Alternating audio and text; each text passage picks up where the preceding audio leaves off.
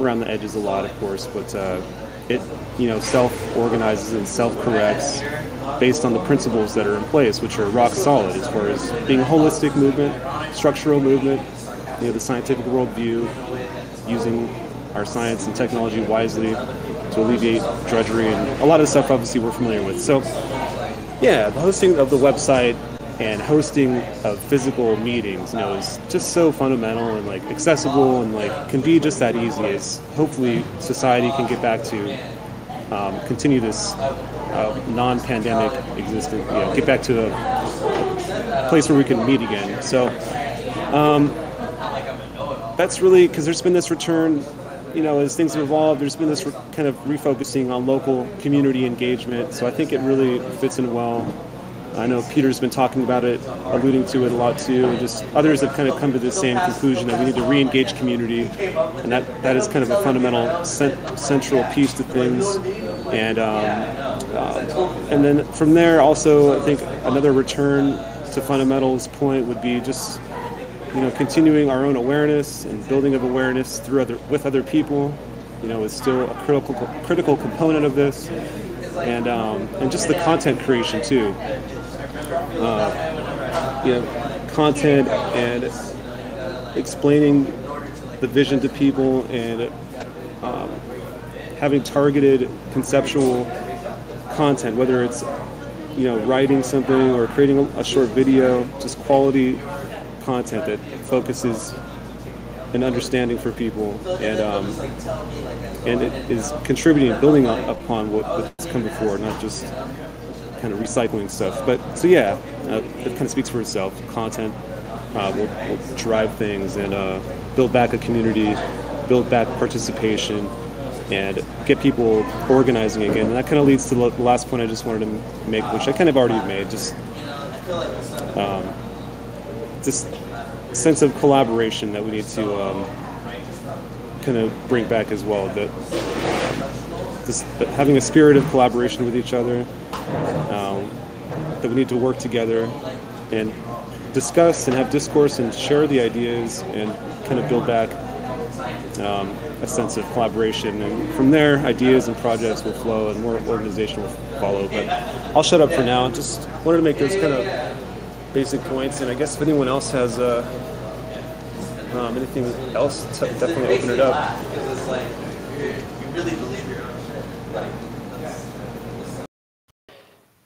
I think I definitely have something to contribute to what Brandon is talking about. Definitely had a few thoughts, and definitely I can resonate with a lot with what Brandon was speaking about, especially.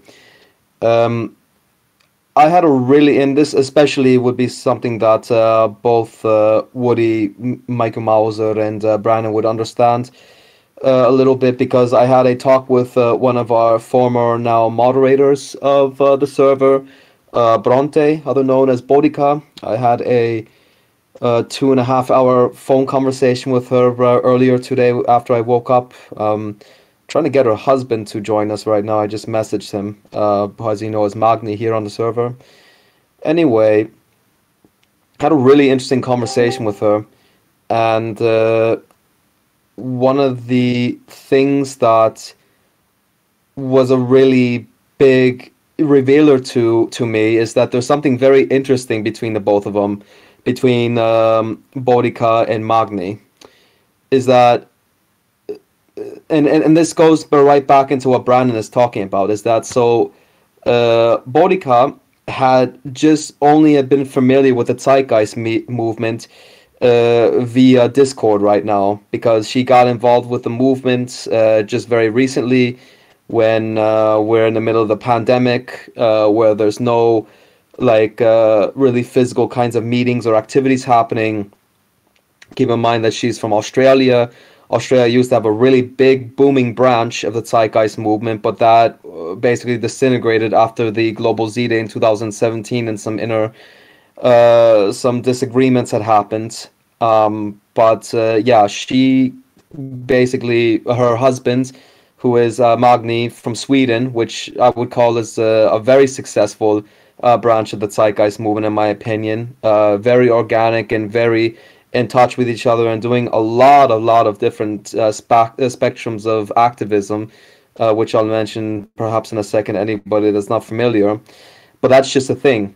So Magni has a really positive experience with the Zeitgeist movement, with all the stuff we've done in Sweden, trash tags, meetings, Z-Day, the Zeitgeist European meetup, getting international guests coming over, and doing interviews, marching with Greta Thunberg through Stockholm, and doing like all sorts of interesting stuff, and just lots of fun activity as well. And it's not doing something like trying to spread awareness to the stuff we're talking about doesn't have to always be such a huge chore. It could actually be very enjoyable, especially just all the social interaction you get, and that's what Magni really got a gist of. But on Bodica's spectrum, I mean, she expressed to me that when she comes here on the Discord server, she gets very overwhelmed, for example, with just the amount of stuff going on here. And a lot of it can just be a lot of what looks like infighting, or a lot of like ego contest, like who's intellectually more superior, or who's got the right answer, or who understands this topic better than the other person. And then there's just basically this vibe that you get, like, and this isn't just on the Discord server. This seems to be anywhere in the internet. It could be the forum, it could even be on Facebook, but just in general, like there's TZM global thing that we have. Just kind of, there's a lot of misunderstanding, and there's a lot of sometimes very diverse, and not just diverse, but diverse wouldn't be the word I'd be looking for, but just like some very contradicting and sometimes diverting rather looks and ideas about the Zeitgeist movement, which I think is what also brings Brandon to the point that he brought up a moment ago. And while there's a lot of misunderstanding of it, which makes Bodica confused, and while we're trying to serve and make sure that this at least the server is doing okay, and that there's nobody like doing anything that's socially, mentally harmful or whatever, and at the same time trying to participate and help people, for people that are perhaps not quite understanding or having difficulty and grasping stuff what's going on in the movement or whatever. We get very easily overwhelmed, and she got very overwhelmed, and then almost close to burnout, which is why she left our moderation team. However, she expressed that she's very excited when she moves to Sweden to be recoupled with her husband over there, and to meet all the people from TZM Sweden, and doing all the other activities and trash tags and events, and even maybe even 3D printing workshops, and then the recreational dancing, the picnics, and all the stuff that we also do over there. So she looks forward to that. So, which brings me to that point, which goes back to like what Brandon was saying at the very end, is that there is a very huge difference between, for example, having these meetings that we're having right now via this Discord server or whatever kind of a internet platform or whatever, and actually doing it physically with a physical presence around other people. And personally, myself, I have to be on the same side with Magni and with Bodica, that I'm perhaps more into meeting and being with the actual people. I mean, that's not to say I'm grateful that we have this opportunity to, like, via, technology or through this Discord server, that I'm able to communicate with all of you right now, and you can hear me and I can hear you, and we can read stuff to each other, etc. But it's like also what Brandon has mentioned a few times, which definitely I agree with, is that there's a difference between when we're having these text conversations, just writing stuff in the channels to each other or via private message or whatever, or when we even do it through voice chats. And right now, doing it right now, this is already letting off a whole bunch, or it's giving off a much different vibe than you would like via just writing everything to text. And it's even more different when you're doing it when you're actually physically with the person, and you can be elbow to elbow with each other literally and help each other out. And I think because the pandemic, I mean, in some places like when Sweden, or where I'm in Iceland, or Norway, there's restrictions are not very strict right now. So therefore, it's easy to go back out and try and live pre-pandemic, basically. And I would imagine, I hope that it will go back to that as soon as possible for wherever you live right now. And I understand that may not everyone has the luxury or the ability to do that right now, but it would be in my interest to try and help people get back to that mentality of like being out, going out to meet people and do certain things, such as interactive activities or trash tags or picnics or barbecues and stuff, just meeting with other people and getting the word out and meeting with other people. Because right now the hazard of like with us like being here on the internet, whether if it's Discord or on a forum or whatever, is that we wind up becoming a really strong echo chamber. And we need to make sure that like these things that we're talking about are not just of interest to people involved in the zeitgeist movement, but this is something that people internationally and worldwide have to be engaged with. And so that's only going to happen when we go and meet with these other people.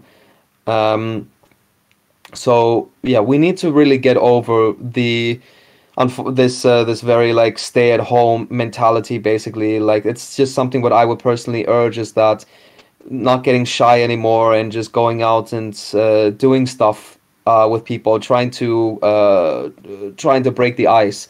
I know Woody was just mentioning that recently when trying to get in contact with some other former activists of TZM UK, which I know definitely needs to get some new activists and activity going on. And yeah, I mean it's work. It's definitely a lot of work, and sometimes more of a chore than actually just writing people here on Discord or on Facebook or the forum or whatever.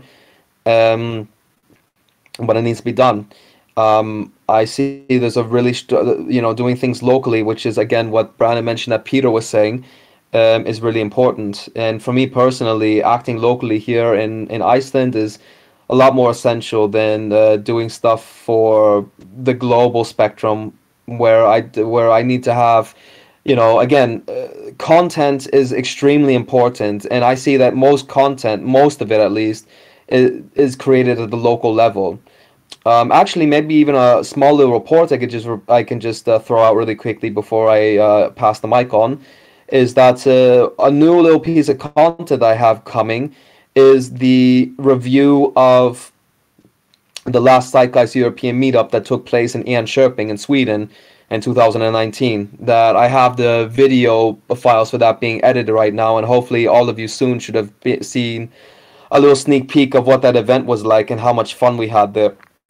So that's something really important, because that's also basically not just stuff concerning the Zeitgeist movement in particular, but I was also showing the activities and the stuff that we did during the event and the different people we interacted with, and just a really nice social experience. So yeah, I just wanted to throw some weight on that, like extending what Brandon was saying, but I think it's really important, this stuff that we're talking about right now, especially when we move past the pandemic, that we get back into doing stuff like this. No?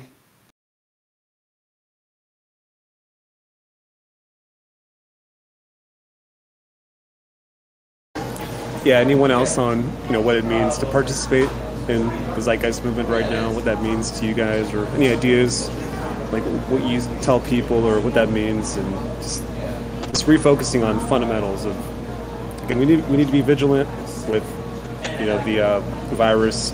It's still an issue. Just need to keep our eye on things, but as we open back up to being able to physically meet again, just what it means to participate in this movement and just ground ourselves in those fundamentals that led to success.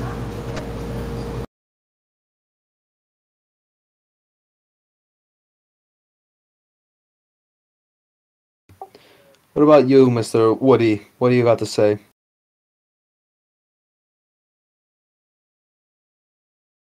I'm sorry, I'm not feeling too good at the moment, so I don't know how much I can talk.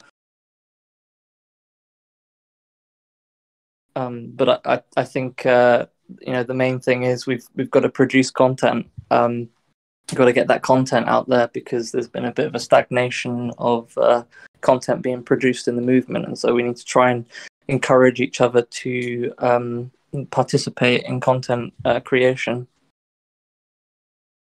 Yeah, and I'm just going to repeat exactly as both Woody and what Brandon are saying, is that content creation is the most essential, most than anything. And especially when we talk about the confusion that we have right now of the Zeitgeist movement on this global buffer zone, if you will, the Discord server or social media. I think one of the reasons is because we've been lacking so much content for a long time, and also that our methods of doing activism has already evolved so much since 2017, 2018, 19, and we're basically transforming like what we have to do to be the change, be the impact that we want to see happen in the world. Without that content, it doesn't really matter without that, because that's what we basically use as a presentation or as a focus point to show other people, and even to like reform ourselves, like what's going on in the movement. So yeah, I can't elaborate enough of how much Brandon and Woody are right on it, that we need new content, and we do have some new content coming up. I promise all of you that. Not just the stuff with the European meetup I mentioned, but some other stuff like podcast work, new video series, and there's, again, over in Sweden, they're already organizing a trash tag. In Ukraine, they're working on actually a new program which they attempt to try and see if they can use to serve the Zeitgeist movement globally, and first, themselves. We have TZM Mongolia, so we have the very first global Zeitgeist Day event ever happening in Asia that is taking place. So there's stuff happening, and it's been happening especially through the pandemic. But maybe what I want to say out of that is just because you know all that right now, or you're hearing that, don't let that stop you from collaborating and participating, because this is all co-creative basically. It's not we or a particular content creator or Peter Joseph, if you will, that is responsible for doing all this. I mean, we all have our part basically in what we play and doing all this stuff, and yours is just as important as anyone else's basically.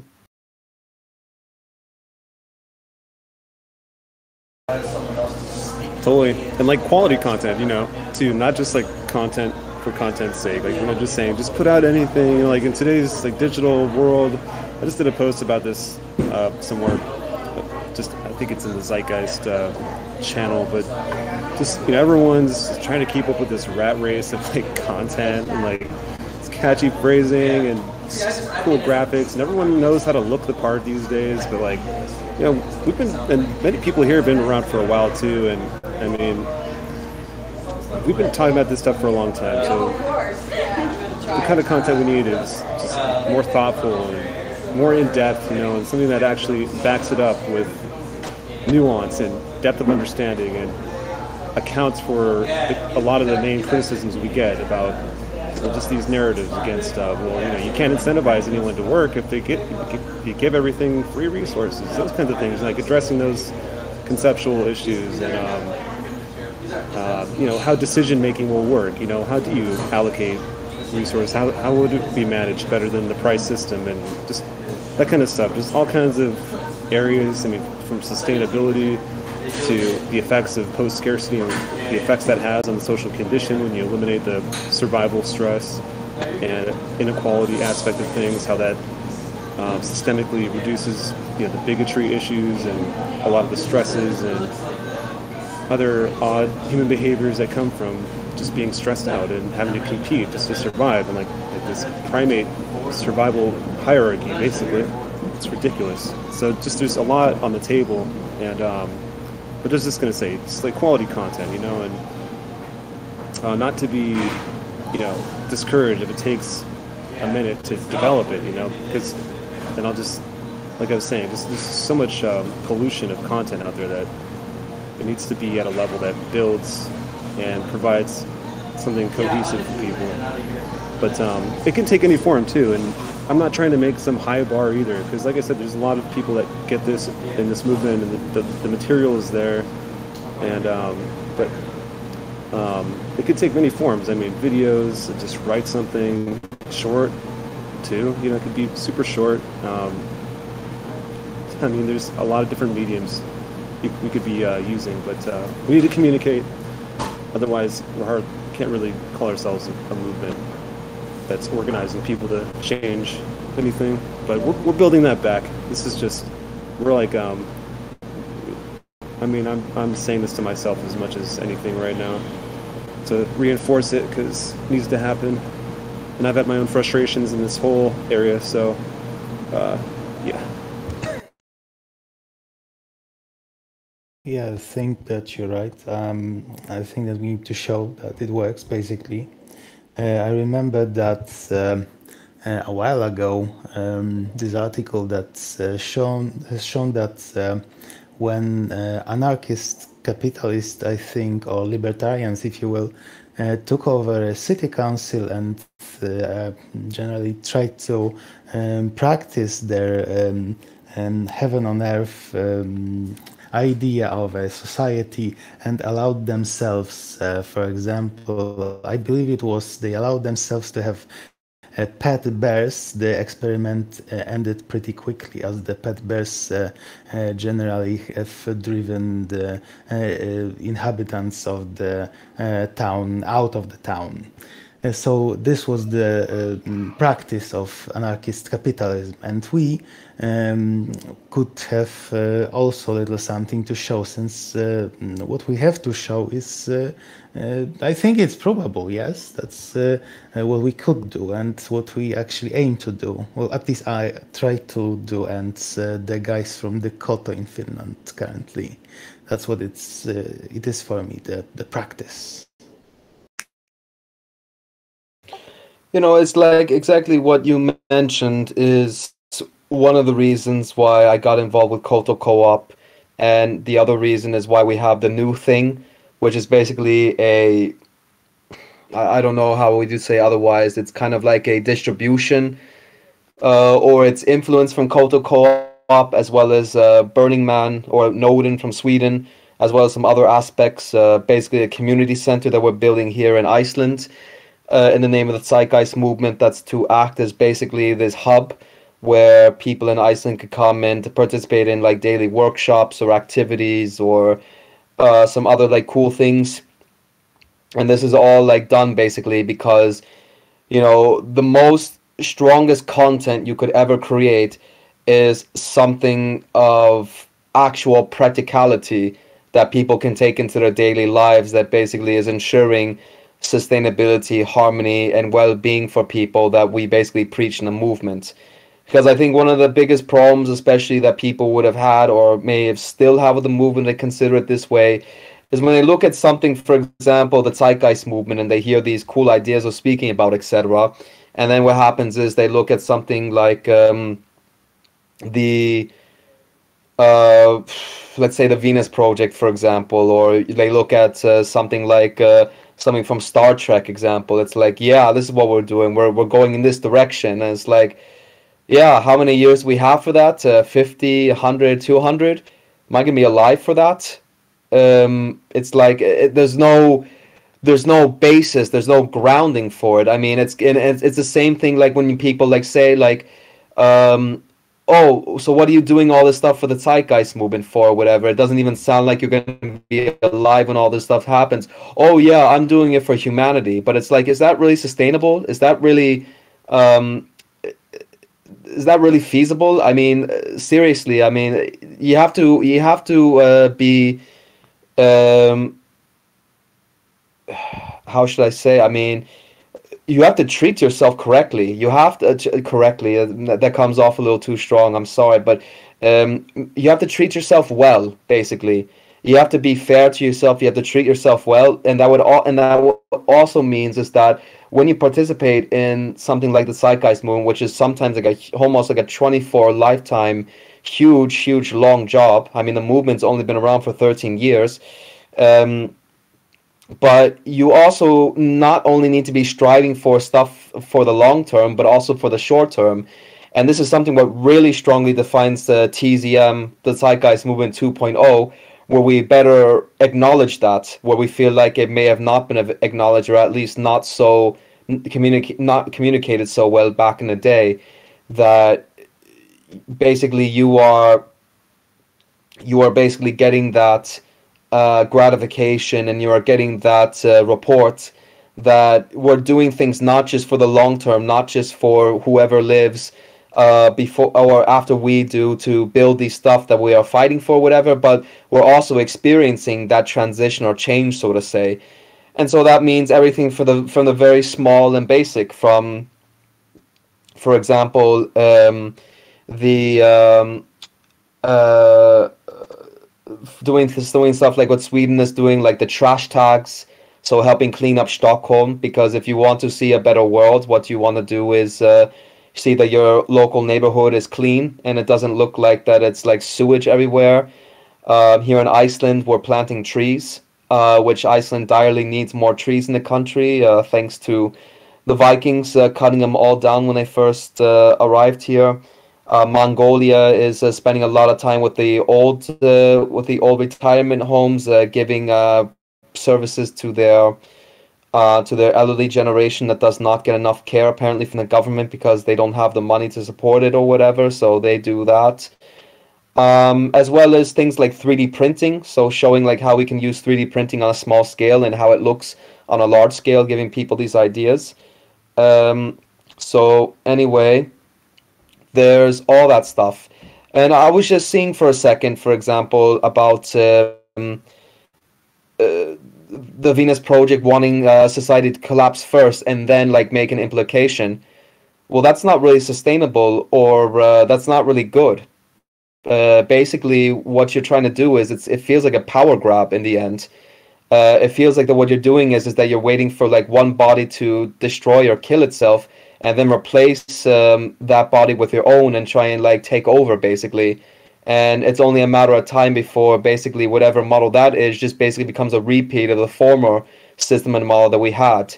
And also the other thing is that there's no guarantee that when society collapses or whatever, that you will even have the chance to implement some kind of new model or system or whatever. When I think about system collapse personally, I think a lot of like Mad Max, the movies, if that you're all familiar with. I'm familiar that people, for example, would just be running absolutely amok, crazy, lawless, people getting scared. Some people trying to collaborate and try and build nice and harmonious communities, only to be eaten alive by really barbaric and very ill-willed people. And you're expecting to build a gigantic circular artificial intelligence city out of that? Good luck. I don't think it's going to really work out. I think it's only going to work out. I mean, this is my personal take, not for everyone else in the movement, but the only way we're going to be able to move towards. And to be honest, I don't really care about the Venus project's projected models or their circular cities or whatever. It's something we can apply to Iceland. It's something we can apply to Norway. It's a model that maybe has its limited amounts of features and opportunity in some parts of the world, but not everywhere. I'm not so concerned with the Venus project as I was maybe some years ago. Not to say that I wish them any ill will or I don't want them to like make any kind of test city or whatever, but it's like I'm not so concerned with that. The transition is not going to be a simple one day build a whole new society out of nothing. It's going to be a transition of some kind. One that is kind of happening right now as we speak, perhaps whether we see it or not. And having a collapse of society is just going to be something that's going to be a gigantic spike or a thorn in the way from preventing any kind of change. At least that's how I see it. And yes, communication is the next step.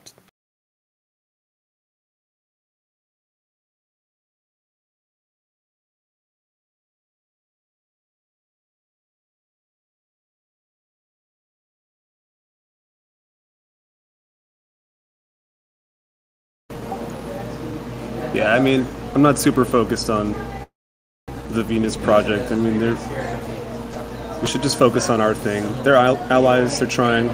I mean, if we have a better way, which we think we do, we should just focus on that. But, yeah. Does anybody have anything else they would like to weigh on this subject before we move on to the last part of the agenda? Yeah, I would maybe say something. Is it okay? Yeah, please. Yeah, I'm also not for collapse because I think it would unmask the global dimming effect, because with a collapse also industries come to a shutdown, and the global dimming effect is about 1 degree to 2.5 degree, and this will happen in a couple of days, and this could push all the other domino stones, and then very likely it ends up, as said before, in like Mad Max, you know. So also we should, as mankind, we should prevent a collapse on any costs, let's say. But also it's very clear that mankind or humanity can't fight against the climate catastrophe and the ecological breakdown, which became a bit the main threat. There's another threat of a world war, and also a threat of, let's say, biological threats in the meantime. But the climate catastrophe and ecological breakdown, it becomes the main threat, and it could become like a Jenga blade that everything collapses very soon, and then we find ourselves in a dystopian end time chaos. So, and humanity can't fight against this threat, also not against the threat of the world war, as long, and this is the big thing, as long as the monetary world system is active or used as an organizational instrument of humanity.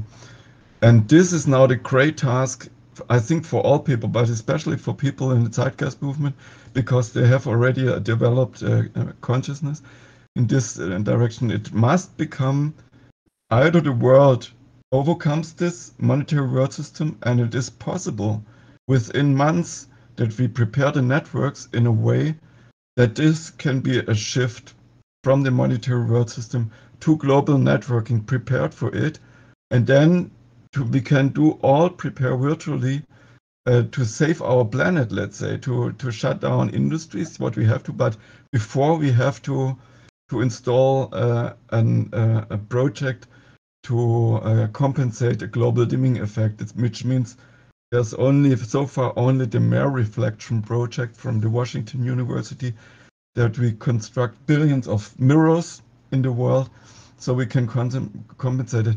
But then we have to do all the measures to save, to extract greenhouse gases like 2 to 3 trillion tons, and to do renaturation works, to change the whole way of producing and consuming in a speed similar to World War times, which is impossible within the monetary system to reach all this.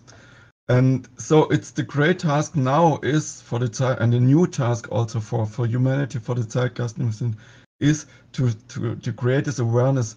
We must shift from the monetary world system to prepared global networking as soon as possible, because only this could save eventually. Maybe we don't make it anymore in any case, but it could save, at least we could fight against the self-annihilation on this basis, and do all this extreme, super extreme, gigantic measures what we have to do now and to tackle now in a very short time. And only when we have made this shift from the monetary system to global networking, prepared for this, then we can start to do a huge U-turn to try this. And otherwise, the monetary system drives us on every single day further and further into the self-annihilation, right? And we won't come back anymore. Sometimes, maybe it's already too late. But yeah, so, and this must be the main focus now for all companies, for all people, for all politicians, and we as the Zeitgeist movement also, also Extinction Rebellion movement, I think so, should create this awareness raising that this must become the one goal where the world comes together, or we don't come together as a world, and we will die together then. I have a question. How do I say it? Gia is your name? As you like, yeah. Bist du Deutsche? Ja, I'm German. Ja, hab mal das mitgekriegt. Du sollst mal öfter vorbeischauen. Wir haben 3-mal in der Woche auch Treffen hier auf Deutsch, hier auf dem Discord-Server. Yeah, thanks for the information. Great. Ja. Yeah. Ja, also Like I can send you the calendar link or whatever later. But that's really cool, and the stuff you're talking about is really, really important, I think, and rich. And one thing I'll also just add to what you were just mentioning is that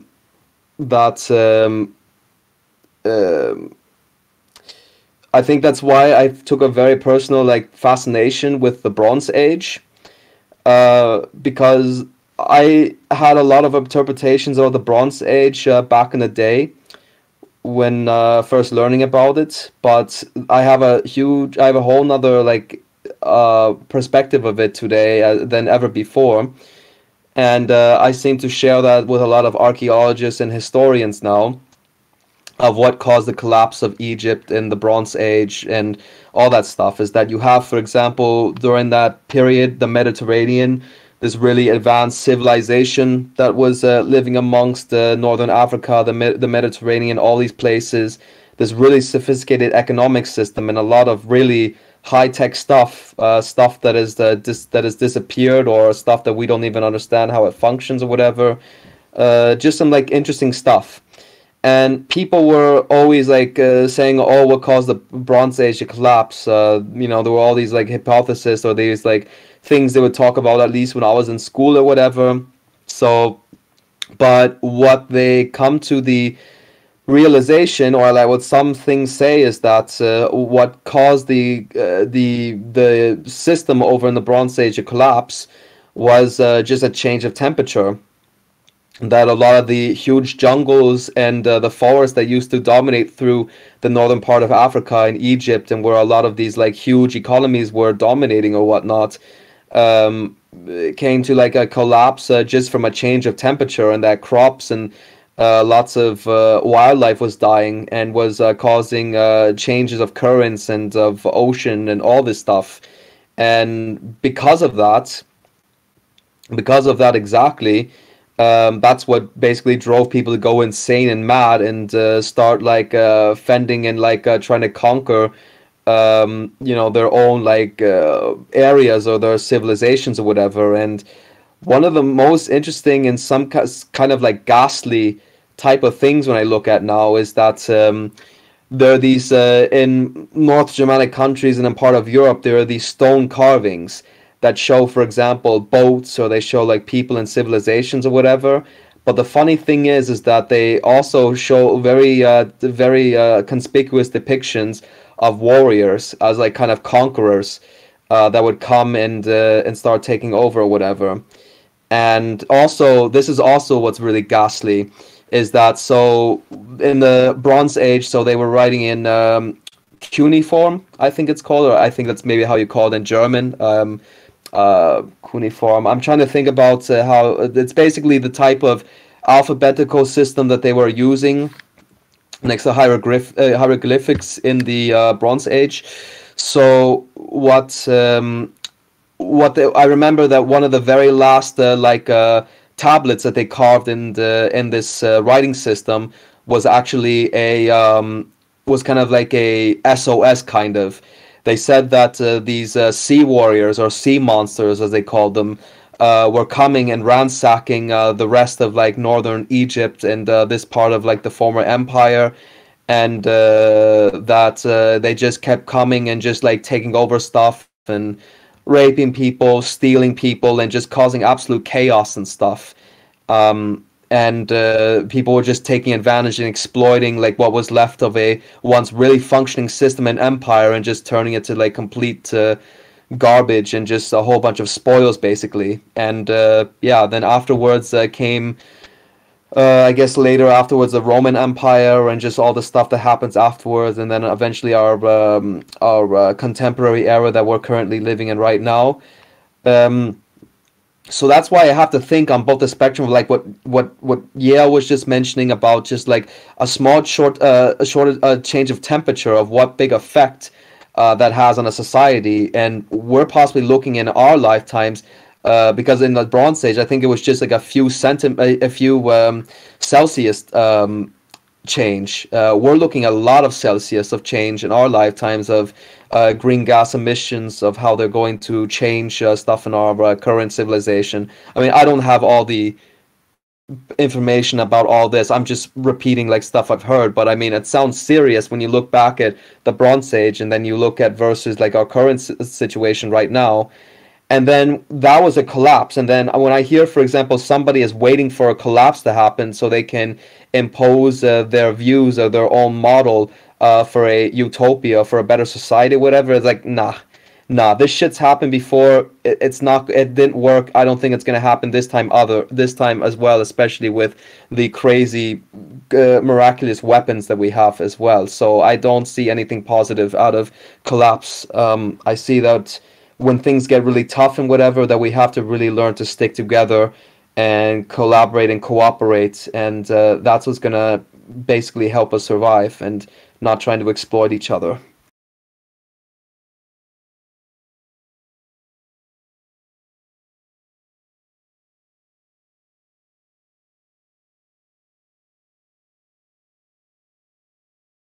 Yeah, just a very little thing to add is it's really a fact also for the rich and super rich, even though they probably don't accept it or they don't understand it because it's too stupid. But it's a fact that all companies, all people involved, all people can only save an existence and sorry, my bad English, prevent or no, preserve an existence if this step is reached, and this we have to make clear that this great act has to be done in order to survive. Otherwise, we don't have a tiny little chance. Yeah, and thanks for sharing all the links. I completely agree with what you're saying and what you're stating.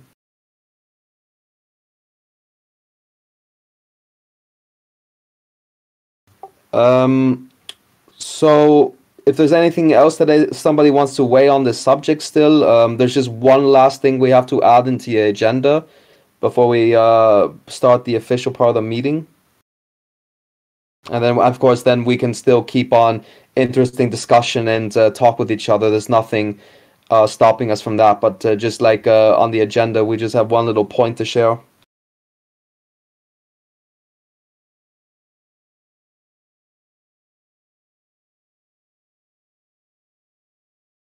So yeah, then I guess I'll just mention that really quickly.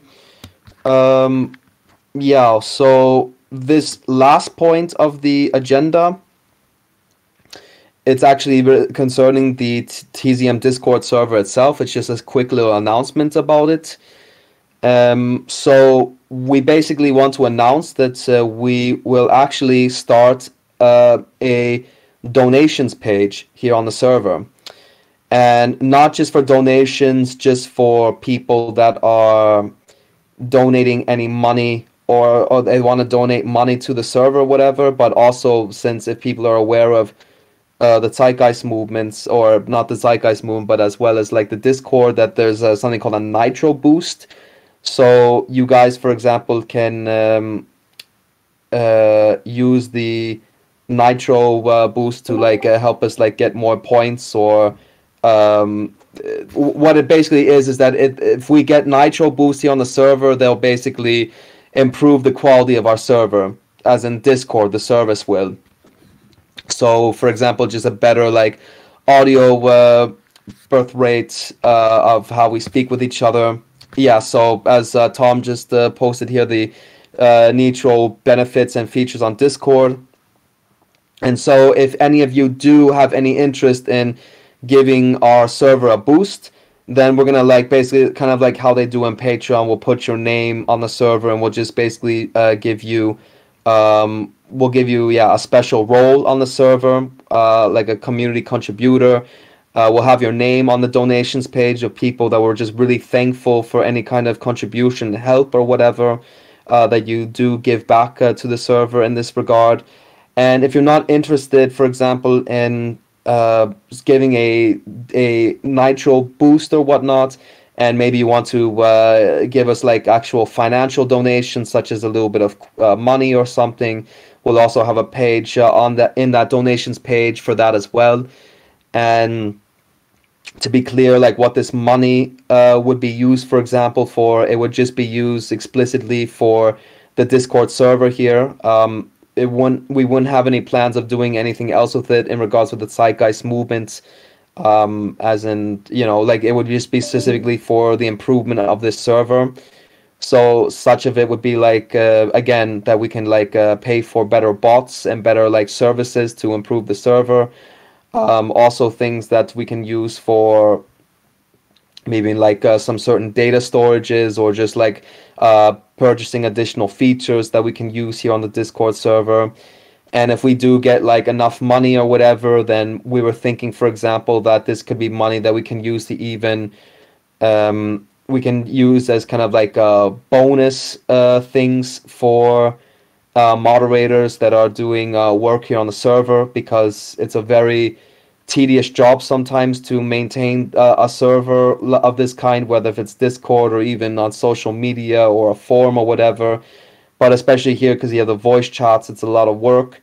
So we were thinking about, for example, with the money, we could do things like kind of like send like bonus coupons, for example, for pizza, or for like maybe, I don't know, a gift certificate or something cool. This was something that we had in mind for like this for the meantime.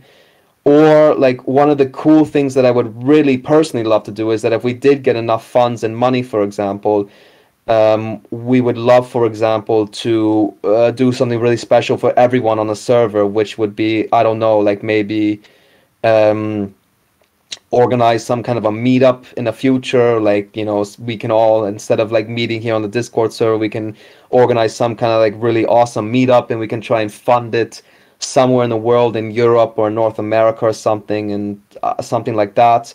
Or perhaps, I don't know, we could even like do something like really cool, like something that we can invest in, that all of you like get the benefits out of or whatever. But it's really difficult to even talk about this right now, because of course, everyone familiar with the Zeitgeist movement is that we want to move away from money. We don't even really want to talk about it very much. But the unfortunate thing is that we're living amongst it. We're all dependent off of it, and all the big events and stuff that has happened in the Zeitgeist movement in the past all required money. There was no God hand, or there was no sugar daddy sponsor, except for a few activists, including Peter Joseph, that was being the sugar daddy and doing all this stuff. But yeah, let me just make it very clear as well when mentioning this, is that we still haven't done it yet. We haven't made a donation page. We also want to get your feedback and listen to all of you, what you all think about it. But nothing will ever change that, the Discord server, we're not going to be charging anybody to like be on the server or to have access or whatever. But if you want to help out, like if you want to contribute in, like, for example, the Discord Nitro, or if you're like, hey, I want to give these people that are running the show here or helping participate, just a few dollars or something one time, then we're not going to say no to that, and we're going to be really thankful, and we want to give something back to you as well. So like I said, putting your name up, or just like giving you a cool special role here on the server or something. We're still talking about it and figuring it out, but we want to hear from you guys, from all of you, what you all think, and if this sounds cool. Is it good? Because we want, in the end, we want to basically be of the best service we can to making a cool community space for all of you to participate in. So yeah, wanted to make that announcement and hear what do you all have to say.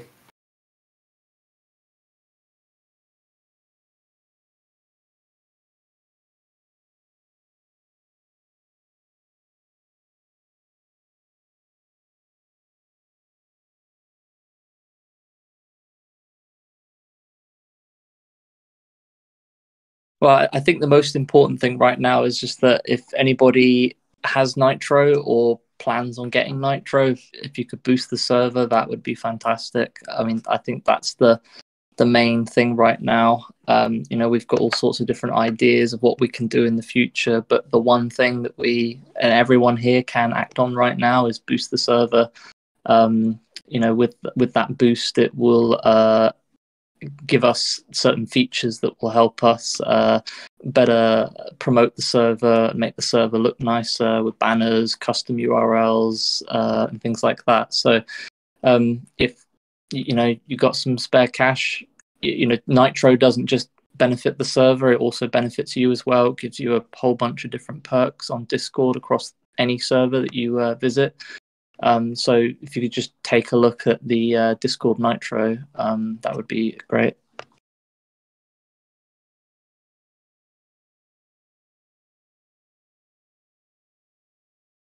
Yeah, and I mean, if you guys don't have any like idea of what to say about it right now, I mean, it's not like we're going to put this up like tomorrow or something. I mean, give you guys all time to think about it and what you think about it, or let us. I mean, like let us know what you think about it, etc. And we would be really happy because, again, we really want to make this server space really, really cool and functional for all of you.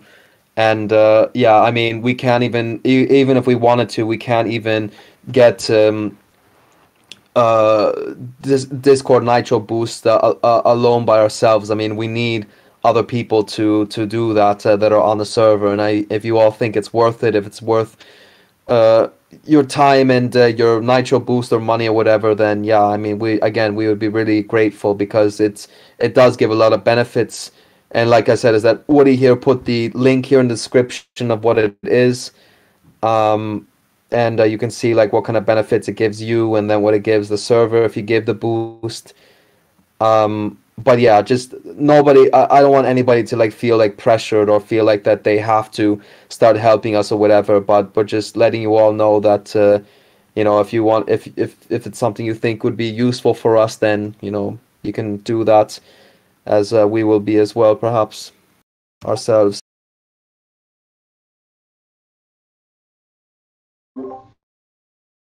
Can I say something? Yeah, bitte, please. Yeah, I think it's not bad to have an account to finance videos or something if they're profis or for this. But I think it's the main subject and focus should really be how can we bring this into the consciousness of the world, even to the world leaders like Greta Thunberg. If some people said before we walked with Greta Thunberg, also that it's really like this big change can only happen if the big companies support us. Yeah, it's really stupid, a stupid situation. But the 500 companies who organize almost all of the world now and are in extreme monetary competition, they can only survive if they support this shift. So, and also they have the finances and the means. I have addressed the company in Germany, the SIP. They make the software for companies, but also others. So, and yeah, and how do we make it that this becomes not only it becomes the overall awareness of all people and all companies, and then that this shift is focused on from all finally. I think that's much more important to reach this somehow. I don't know how. Well, one thing that would be really cool is that what you're basically saying is that you're basically saying meet the masses or meet the mainstream, and also like in the subject with the getting the Discord Nitro boost, we'll also be doing that because if we get enough boosts here on Discord, Discord will actually start advertising our server on like these. I guess what they have like on their website or someplace where they just advertising servers or whatever, and we would be, for example, one of those servers. They would be saying, "Hey, are you interested in looking into holistic global sustainability and change and whatnot? Then you should check out the Zeitgeist Movement's Discord server." And many people see that, not just the people that are merely looking for TZM or looking for this stuff, but it will be suggested to them by Discord if we get that boost, and that's really important. So we'll start reaching a mainstream level, which is what you're talking about. I'll also say that I will also say that, for example, what you're saying also with this German company, I think that's why you should also get more in touch with TZM Germany as we meet on Tuesdays, Fridays, and Sundays. because we're also like aiming to do that, to like engage with other groups and some other communities or firms in Germany that are also on the same with the same concerns that what we're talking about, and that we can't just be an echo chamber just talking amongst ourselves merely. I mean, we have to start talking to we have to start what's the word I'm looking for? Basically, to verbreiten, so to basically broaden our horizon with the public and the people that we engage with all this stuff in. So when we talk about Discord Nitro again, that would also be a big help of us doing that here on Discord or online. But in the end, like what I was saying earlier, is that that's something we have to also like not be so shy and like try and meet with other people, even if they don't see maybe 100% the same exact as we do in the Zeitgeist movement or whatever. But we have to be looking for more of the commonalities than what we differ on, basically.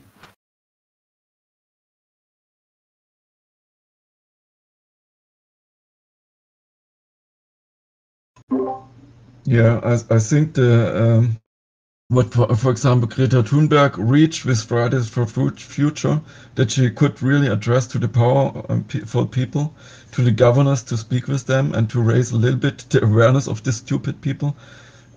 Something similar, the Extinction Rebellion did it in a way with the blockages and civil how is it civil disobedience. And we have to find something, but to because nobody has the solution and nobody did mention the solution now, is that it is really a fact. We have to make this now, this big shift in human history from the monetary world system, and we have the means to global networking, and then to save our existence and this planetary life world. Before we go on further on that note, though, let's just close off the agenda point on the donation and Nitro Boost part. Does anybody else have anything to comment on that or to add or concerns or whatnot for the time being? Otherwise, you can just keep the conversation going here on the server in TZM General or some other place. You can just voice your thoughts about it, and or you just do it now if anything comes to mind.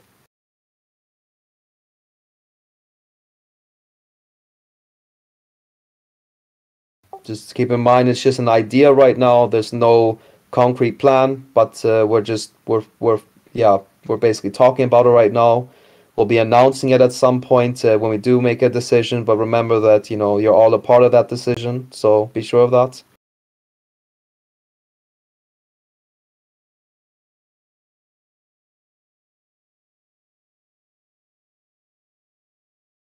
If nobody has anything they want to share in that regard, then we'll just close the formal part of the meeting and make sure if there's anything else like help that you need, or if you have any particular groups that you want to reach out to, that you write that into the agenda pad. I'll just post it here one more time in a second. And just put your name in there if you haven't, for example, if you attended the meeting. And I mean, we'll keep the meeting going. I mean, we'll talk. We'll keep on going on what Ye was talking about or whatnot. But very good, very interesting meeting so far, what we've talked about.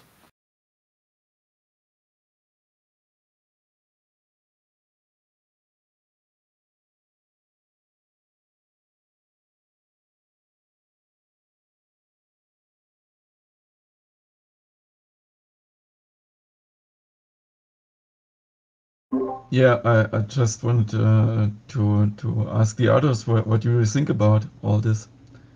That it becomes a new, let's say, main focus of the Zeitgeist movement also. But not only of the Zeitgeist movement. I think it's already been a main focus of the Zeitgeist movement since the beginning, is that one of the very first things that we have spoken about in the movement is, having...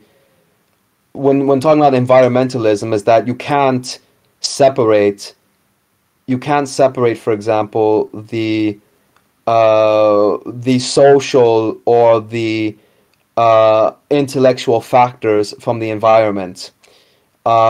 In order, for example, to define like what I mean by that, for example, it's like there are people that ask, like, say, "Oh, why isn't the Zeitgeist movement affiliate itself with Marxism? You know, there's so many things that you seem to have so much in common with Marxism. Why don't you just like call yourself a part of it and be and create a bigger community, or like collaborate on that note? That, yeah, it would just make it so much easier that if you just say you're Marxist, and then it would just make you so much easier, whatever." And then I just have to like spin my head around and twist and like, no, like, no, no, no.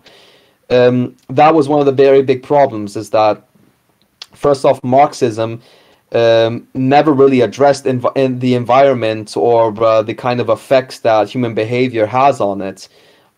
In that address industrialization, or the kinds of product mechanisms that we have done, for example.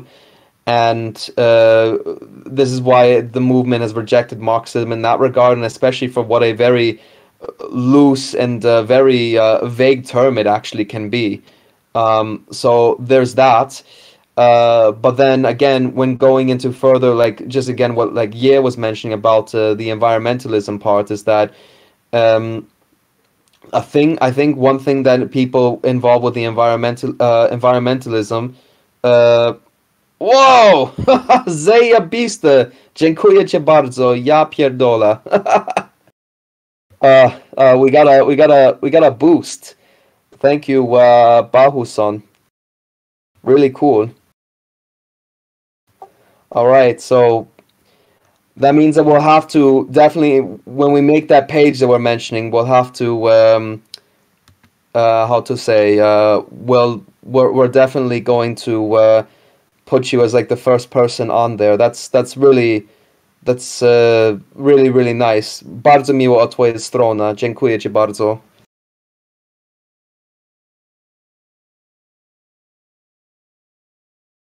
Really cool. By the way, I'm sorry, everyone. I was in the middle of talking about something, and I just got really surprised when I saw that. That's because that's just so really nice and so thoughtful.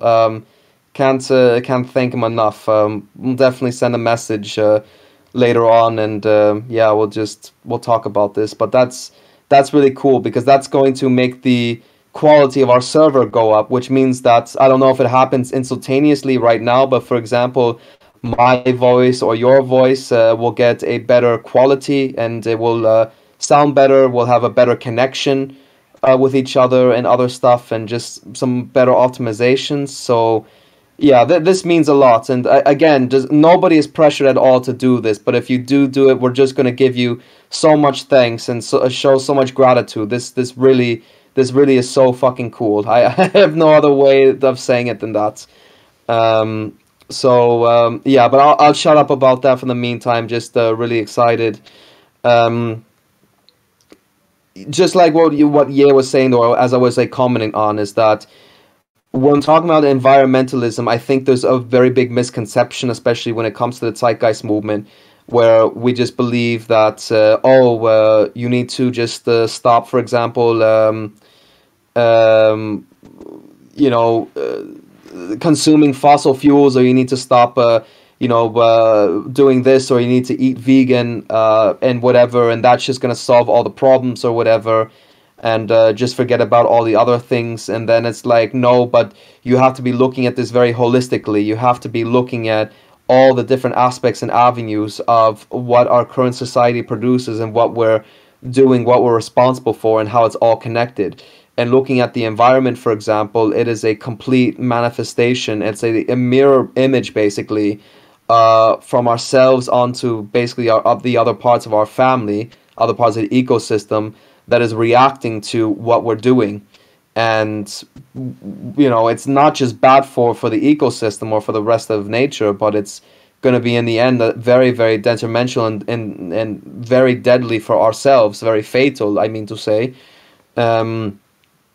So I mean, we already recognize that the environment and monitoring it is very crucial or whatnot, but it's not just going to be, for example, that we need to finance certain companies or something to certain companies, or we need to be like getting like more greenism in active in the world or whatever. I mean, that's certainly not a bad thing, but that's definitely to say that we are not at the end of the road, or we're not anywhere close to it just by addressing some of the green or environmental issues or whatever.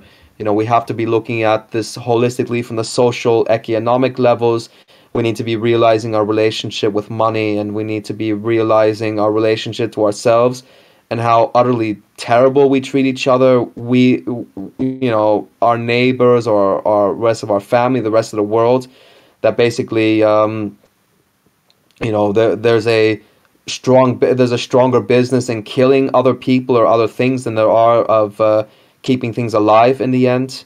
When specifically talking about the war industry, for example. And just how bad we are to our own selves, and that we have a really bad esteem and just a bad sense of self-love to ourselves, which again, it just becomes a vicious circle. And this all goes into the environment or whatever. So anyway, I think my point's been made clear, is that we're trying to look at this holistically and looking at it from many different angles. So yes, the stuff with Greta Thunberg is saying is indeed very important. There's no denial of that at all. I just want to make it clear for anybody else that is wondering, is that we're maybe just talking about maybe a few more things than what Greta is talking about. So more the structuralist, the some other like holistic things or whatever. But yeah, like I mentioned, I mean, I marched with Greta Thunberg with TZM Sweden.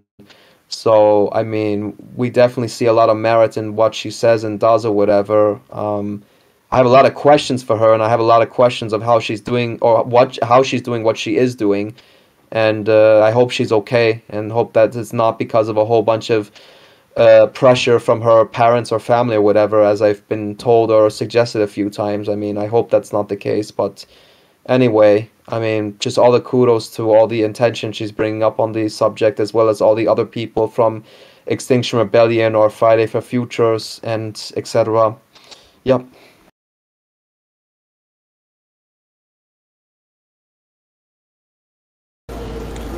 Yeah, I mean, we need to be going after power.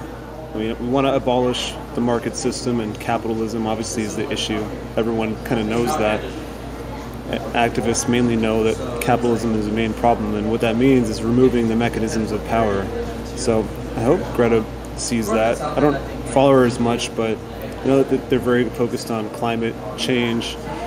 But until we remove private corporate power, I mean, until we can take control of our systems and our laws and actually elect people, sympathetic people in that will change the laws and remove private power from our institutions, we can actually punish entities and punish corruption and negligence. Then it's kind of just talk, you know, and going in circles. We need to engage systems, organize our movements to prioritize fixing our decision-making system, which removes the corporate financial interests, because, you know, corporations can just inject all the money they want into the political process and influence the laws and norms, perpetuating capitalism.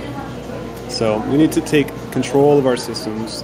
As annoying as the political process is, we can ignore all the two-party crap, you know, but just be very targeted in the mechanisms we go after of the system, which enables this concentration of power, which just inhibits anything from getting done. I mean, politicians are just there to like look like they're getting things done. They're not. They're like, it's an art form to just placate the public and just hold these seats and get nothing done, basically, and just perpetuate the system as it is. That's what they're paid, and their donors put them in that place. So we need to take control of our systems through the laws and political decision-making system. And once we do that, take control of our decision-making system of society, then we can put, start nationalizing infrastructure and putting the mechanisms of society into the hands of people. Through co-ops, yes, it has its place, and updating infrastructure, yes, but mainly removing, power, as I said initially, nationalizing the infrastructure, creating systems of access, and priority number one, once we take once we do take control of our systems in these kind of ways, obviously allocating the energy and the power towards creating sustainable systems. I mean, the prime directive right now is sustainability. if we don't achieve that in the next couple decades and start reversing the trends, the whole operation is going to go tits up. So that's where I think we need to prioritize. We can't lack that dimension of. We can't ignore existing systems. We have to engage them, take control of them, and we have to have an educational dimension to it too, so we know what we're moving towards, so we don't make the same mistakes we have been for the past 2,000 years since the Bronze Age and whatnot. So it's multifaceted, but there is priority of action. There is, not everything is just, on equal footing. There is a better and worse or more important approach to be taking, but I mean, you do several different things at once kind of thing. But again, I think we need to be going after private power more than anything at this point.